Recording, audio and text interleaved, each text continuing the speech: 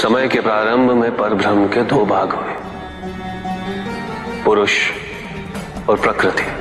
पुरुष ने अपने आप को तीन भागों में विभाजित किया, सृजनकर्ता ब्रह्मा, वहनकर्ता विष्णु और विलीनकर्ता मैं। इन तत्वों को शक्ति प्रदान करने हेतु प्रकृति ने स्वयं को तीन भागों में विभाजित किया, लक्ष्मी, सरस्वती तथा शिवा। इन तीनों शक्तियों के तीन तीन रूप बने, जो तीनों प्रकार से सृजन, वहन और हरण का कार्यभार संभालते हैं। इनके ये 9 रूप ही 9 दुर्गा हैं। इनका सबसे पहला रूप है शैलपुत्री। शैलपुत्री अर्थात पर्वतराज हिमावन की पुत्री, और इसी कारणवश इन्हें वृषारुधा के नाम से भी जाना जाता है। नवदुर्गा का दूसरा रूप है ब्रह्मचारिणी। ब्रह्म अर्थात तपस्या, चारिणी अर्थात आचरण करने वाले। ये रूप उस ज्ञान व आचरण का प्रतीक है जिसके माध्यम से इन्होंने मुझे अपने पति के रूप में प्राप्त किया। नवदुर्गा का तीसरा रूप है चंद्रघंटा। ये रूप अत्यंत शांतिदायक और कल्याणकारी है।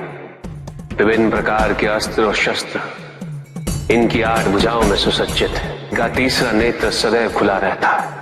यह नवदुर्गा का चौथा रूप। इनकी मंद मंद हंसी से संसार का जन्म संभव होता है, और इसी कारणवश इसे कुष्मांडा के नाम से जाना जाता है। अष्टभुजा, शस्त्रधारिणी, व्याघ्रवाहिनी, हिरण्यवर्णा, केवल यही है जो सूर्य के भीतर लोक में वास करती है। 10 दिशाएं इन्हीं से आलोकित है, जिनकी कृपा से मूर्ता विज्ञान सागर में परिवर्तित हो जाती है। वो है स्कंद माता। नवदुर्गा का 5वां रूप सिंह वाहिनी, और इनकी उपासना द्वारा मोक्ष का मार्ग सुलभ होता है।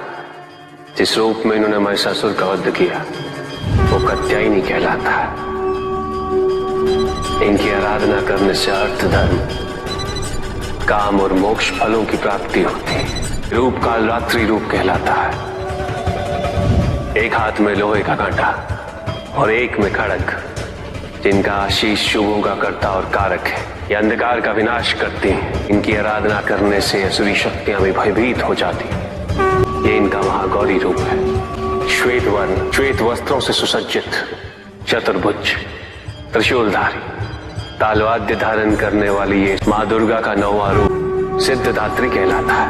अनिमा, महिमा, गरिमा, लघिमा, प्राप्ति, प्रकम्य, अश्वत्व, ये 8 सिद्धियां किरणी की कृपा से प्राप्त हो सकती है।